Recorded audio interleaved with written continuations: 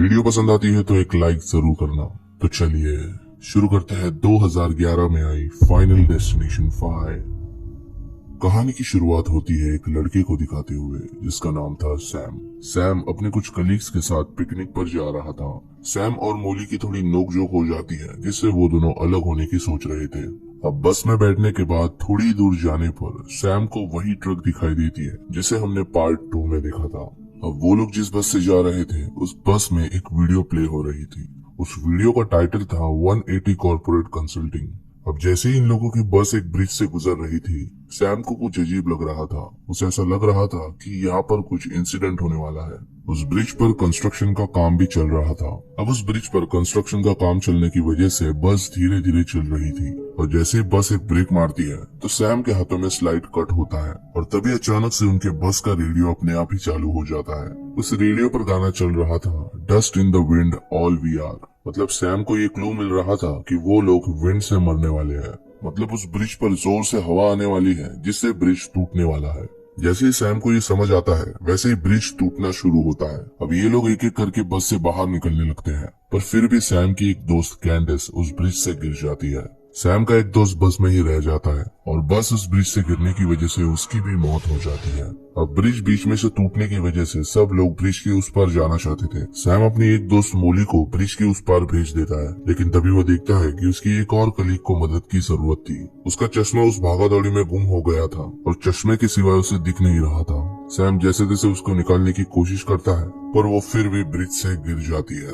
अब ब्रिज से गिरने के बावजूद भी वो जिंदा थी, पर तभी एक कार उसी ब्रिज से उसके ऊपर ही गिर जाती है जिससे उसकी मौत हो जाती है। सैम का एक और दोस्त जिसका नाम था नेथन, वो उस ब्रिज से भागने की कोशिश कर रहा था, पर तभी उसी ब्रिज की रोप उसके ऊपर तेजी से आकर उसे जान से मार देती है। सैम का बॉस डेनिस भी उस ब्रिज से लटका हुआ था, पर तभी उसके ऊपर खोलता हुआ कोल टार गिर जाता है जिससे वो जलकर वहीं पर मर जाता है। वो पूरा ब्रिज टूटने की कगार पर था। सारे गाड़ियां एक के बाद एक गिर रहे थे। उसी गड़बड़ी में सैम और उसका दोस्त पीटर एक रेलिंग पर लटक जाते हैं। दोनों वहां से ऊपर चढ़ने की कोशिश कर रहे थे, पर तभी उस ब्रिज के किनारे पर एक बड़ा सा ट्रक आता है और उसके अंदर से सारे सलिया गिरने लगते हैं और पीटर उन सलियों का शिकार हो जाता है। सलिया आर पार घुसने की वजह से पीटर वहीं पर मर जाता है। सैम ऊपर चढ़ने की पूरी कोशिश कर रहा था, पर तभी उसी ट्रक में से एक शेड उसके ऊपर गिर जाती है जिससे वो भी वहीं पर मारा जाता है। पर तभी हम देखते हैं कि सैम को भी विजन आया था। सैम देखता है कि वो अब भी उसी ब्रिज पर था और जैसी बस रुकती है तो उसके हाथों पर भी सेम वही कट लगता है जिसे उसने अपने विजन में देखा था। वो देखते हैं कि बस का रेडियो अपने आप चालू हो जाता है और उस रेडियो में भी वही सॉन्ग प्ले हो रहा था। सैम को पता चल चुका था कि उसने फ्यूचर देख लिया है। वो हड़बड़ी में सब लोगों से कहने लगता है कि ये ब्रिज आगे जाके टूटने वाला है, जल्दी से इस बस से उतर जाओ। पर उसकी बात कोई नहीं मान रहा था। सैम अपनी दोस्त मोली को लेकर उस बस से उतर जाता है। अब सैम को उतरता देखकर उसके दोस्त भी उतर जाते हैं और ब्रिज का सच में एक्सीडेंट हो जाता है। सैम के सभी दोस्त ब्रिज को गिरते हुए अपने आंखों से देख रहे थे। उनके दिमाग में कई सारे सवाल उठ रहे थे और इन्हीं सवालों का जवाब जानने के लिए सैम को इन्वेस्टिगेशन के लिए भेजा जाता है।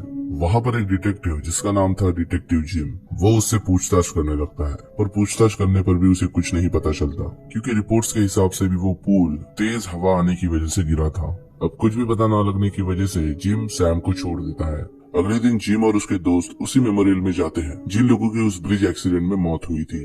वहाँ पर उसे एक दोस्त जिसका नाम था विलियम, वो उसे कहता है कि डेथ को उसके साथ चीटिंग करना अलाउड नहीं है। अगर तुम्हें कोई विजन आता है तो तुम उस इंसान की हेल्प करने मत जाओ, क्योंकि अगर तुमने उसे बचा लिया तो डेथ दूसरे विक्टिम के पास जाएगी। सैम प्रोफेशन से एक शेफ था और वो जिस होटल में काम करता था वो पेरिस में शिफ्ट होने वाली थी, जिसकी वजह से उसे भी पेरिस जाना था। और इसी वजह से जब वो ये बात मोली को बताता है तो मोली को उसका फैसला पसंद नहीं आता, इसलिए वो दोनों सेपरेट हो रहे थे। उसके बाद हम पीटर को देखते हैं जो जिम्नेशियम में अपनी दोस्त कैंडिस से मिलने आया था।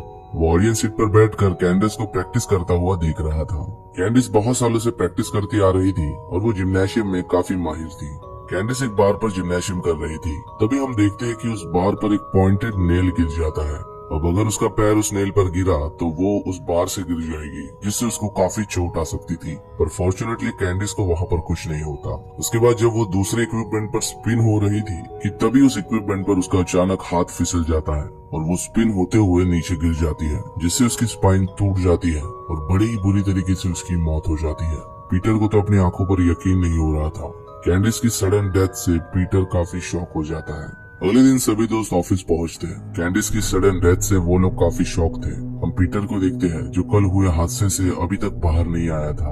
वो सभी एक साथ ड्रिंक करते हैं और तभी उन्हें याद आता है कि उनका एक दोस्त जिसका नाम था आइजैक, वो अब तक ऑफिस में नहीं आया था। उसके बाद हम आइजैक को देखते हैं जो एक मसाज सेंटर में आया था। वो वहाँ पर इसलिए आया था क्योंकि उसे एक फ्री टिकट मिला था। ऑफिस में उन्हीं में से एक लड़की जिसका नाम था नटालिया, उसे डॉक्टर के यहाँ जाना था, इसलिए वो वहाँ से निकलने लगती है और तभी वो वहाँ पर उसकी और कैंडिस की फोटो देखती है जो टेबल से अचानक गिर जाती है और ठीक उसी के साइड से क्रैक हो जाता है। नटालिया उस फोटो को उठाकर वहाँ से चली जाती है। पीटर भी दारू पीकर अपने आप को शांत करना चाहता था। अब वो वहाँ पर जो कुछ भी कर रहे थे उनका बॉस उन पर नजर रखे था और वो उनकी सारी बातों को डिटेक्टिव जिम को बता रहा था। इधर आइजैक एक्यूप्रेशर मसाज कर रहा था। उसके बॉडी में कई सारे निडल्स लगे थे और मसाज करने वाली उसे उसी पिंस के साथ कुछ देर रुकने के लिए कहती है। अब जैसे ही वो वहाँ से जाती है तो उस रूम में रखे टॉवल को अचानक आग लग जाती है और वो आग धीरे धीरे बढ़ने लगती है। आइजैक उस आग को देखकर उसे बुझाना चाहता था पर पूरे बॉडी में पिन लगने की वजह से वो उठ नहीं पा रहा था। वो उठने की कोशिश करता है पर वो जिस बेड पर सोया था वो बेड टूट जाता है और आइजैक उसी पिंस के साथ नीचे गिर जाता है जिससे वो सारे पिंस उसके बॉडी में घुस जाते हैं। वो गिरने की वजह से टेबल पर रखा हुआ अल्कोहल का कैन भी गिर जाता है। किसी तरह से आइजैक वहाँ से उठकर जा रहा था कि तभी उसका फोन रिंग करने लगता है और उस फोन के वाइब्रेशन की वजह से कैंडल नीचे गिर जाता है जिसकी वजह से पूरे रूम में आग लग जाती है। आइजैक उस आग से तो बच जाता है पर उस टेबल पर रखा हुआ बुद्धा का स्टैचू उसके फेस पर गिर जाता है जिससे वो वहीं पर मर जाता है।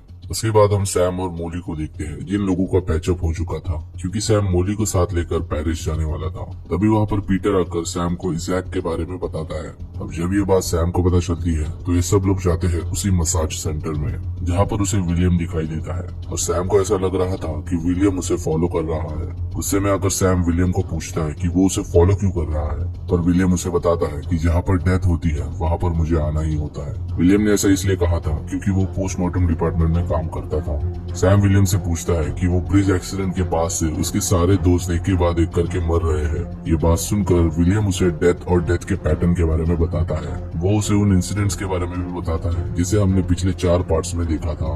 अब सब कुछ समझ जाने के बाद सैम को बस एक बात पता चलती है कि अगर एक व्यक्ति जिसकी मौत होने वाली है उसको मौत से पहले अगर उसे मार दे तो उसकी लाइफ भी उस मारने वाले व्यक्ति के पास चली जाएगी जिससे डेथ का पैटर्न भी टूट जाएगा। विलियम उन्हें बताता है कि अपनी जान बचाने के लिए दूसरों की जान लेना अच्छी बात नहीं है। सैम विलियम को बताता है कि मोली डेथ के पैटर्न में नहीं आती क्योंकि सैम की इमेजिनेशन में उस ब्रिज एक्सीडेंट में मोली बच गई थी। अब ये बात सुनकर पीटर को गुस्सा आ जाता है क्योंकि पीटर का मानना था कि कैंडिस जो उसकी दोस्त थी उसकी तो मौत हो गई और मोली जो कि सैम की दोस्त थी इसलिए उसकी जान बच जाएगी। इतना कहकर पीटर गुस्से से वहाँ से चला जाता है। अब सैम, मोली और पीटर को डेथ का प्लान और पैटर्न तो समझ आ चुका था पर नटालिया बची थी जिसे इसके बारे में कुछ नहीं पता था, इसलिए उसे बताने के लिए सैम और उसके दोस्त हॉस्पिटल में जाते हैं। इधर हम हॉस्पिटल में नटालिया को देखते हैं जो अपने आँख का ऑपरेशन करने के लिए आई थी। डॉक्टर नटालिया की आँख को ठीक करने के लिए उसे ऑपरेशन थिएटर में ले जाता है पर अचानक उसे याद आता है कि वो एक इम्पोर्टेंट फाइल बाहर भूल गया है। अब डॉक्टर उस फाइल को लाने के लिए नटालिया को वहीं पर रुकाता है।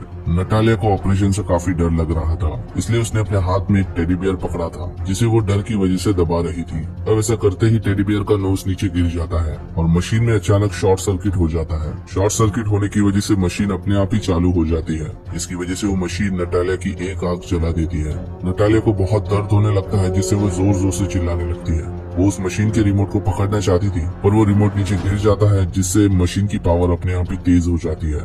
नटालिया उस मशीन के सामने अपना हाथ आगे लेती है जिसकी वजह से उसका हाथ भी जलने लगता है। जैसे तैसे वो उस मशीन से बाहर आती है और यहाँ नीचे उसकी चिल्लाने की आवाज से सभी लोग ऊपर आ रहे थे। उस मशीन से बाहर आते ही नटालिया जब आगे बढ़ रही थी तभी उसका पैर उस टेडी बेयर के नोज पर आ जाता है जिसकी वजह से वो फिसल कर उस फ्लोर से नीचे गिर जाती है और गिरने की वजह से उसकी एक आंख बाहर निकल जाती है और नटालिया की बड़ी ही दर्द भरी मौत हो जाती है। डिटेक्टिव जिम फिर से सैम से पूछताछ करने लगता है और सैम उसे डेथ का प्लान और पैटर्न बता देता है और इतना सब बताने के बावजूद भी जिम को कुछ समझ नहीं आ रहा था। उसके बाद हम सैम के एक और दोस्त को देखते हैं जिसका नाम था नेथन। नेथन को पता था कि अगली बारी उसकी थी और उसे ये भी पता था कि उसकी मौत हुक्स से होने वाली थी।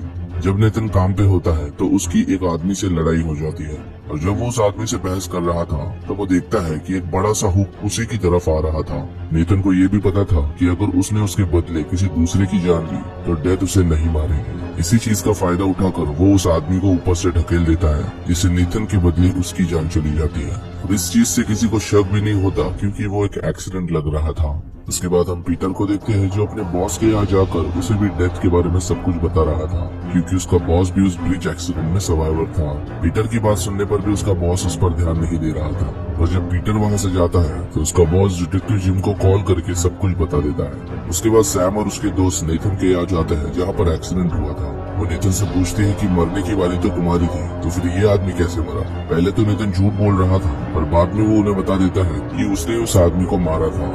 उन लोगों को पता चलता है कि नेथन के बाद मरने की बारी थी उनके बॉस की। तभी वहाँ पर उनका बॉस आ जाता है, और जैसे ही वो वहाँ पर आता है अचानक कहीं से एक पाना उड़ता हुआ उसकी तरफ आता है और उसके सिर में जा लगता है, जिससे वो ऑन द स्पॉट मर जाता है। यहाँ पर उन्हें समझ आ जाता है कि अपनी मौत के बदले अगर वो इंसान किसी दूसरे को सैक्रिफाइस करे तो फिर मौत नेक्स्ट विक्टिम पर जाती है। उसी रात सैम और मॉली एक होटल में डिनर कर रहे थे। उस होटल में कोई भी नहीं था, पर बाहर हम डिटेक्टिव जिम को देखते हैं जो उन पर नजर रखे था। तभी उस होटल में पीटर आता है और वो सैम से बड़ा ही अजीब बिहेव कर रहा था। ऐसा इसलिए क्योंकि अगली बारी उसकी थी।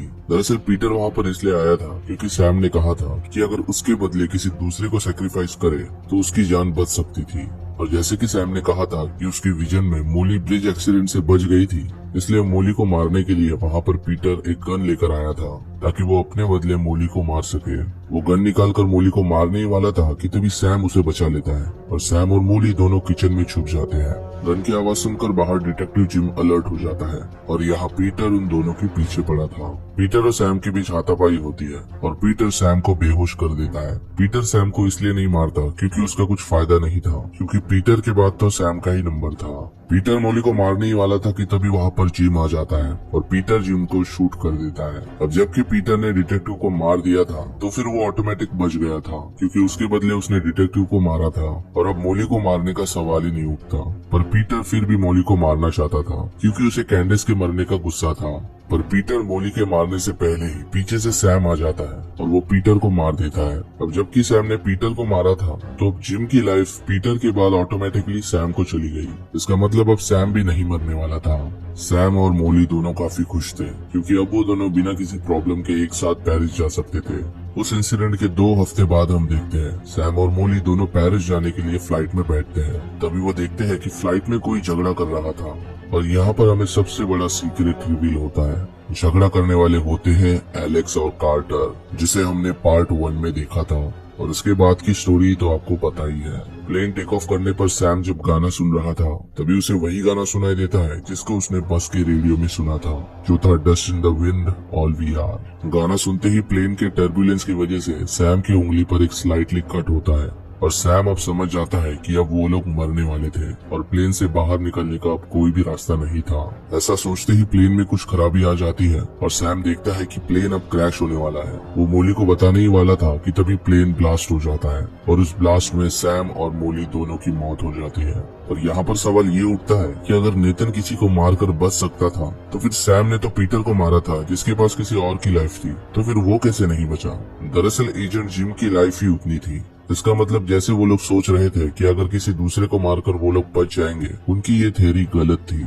रही बात नेथन की, तो हम नेथन को देखते हैं जो उसी व्यक्ति के मेमोरियल में आया था जिसको उसने मारा था। वहाँ पर एक आदमी उसे कहता है कि मरने वाले आदमी को ट्यूमर था। अगर वो उस एक्सीडेंट में नहीं मरता तो वैसे भी वो कुछ दिनों में मरने वाला था, क्योंकि उसके पास जीने की कुछ ही दिन थे। नेथन को भी समझ आ जाता है कि उसने उस आदमी को मारकर अपनी जान बचाई नहीं थी, बल्कि उस आदमी का टाइम ही आ चुका था। नेथन को जैसे ही ये बात पता चलती है तो आसमान में फ्लाइट 180 के क्रैश हुए टुकड़े नेथन के ऊपर गिर जाते हैं और नेथन की भी मौत हो जाती है। और डेथ के इसी मास्टर प्लान के साथ ये मूवी यहीं पर खत्म हो जाती है। दोस्तों, ये थी फाइनल डेस्टिनेशन 5 मूवी की कहानी।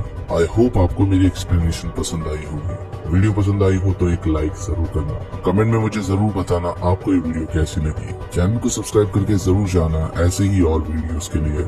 तो फिर मैं भी मिलता हूँ आपसे अगली वीडियो में। Thank you for watching.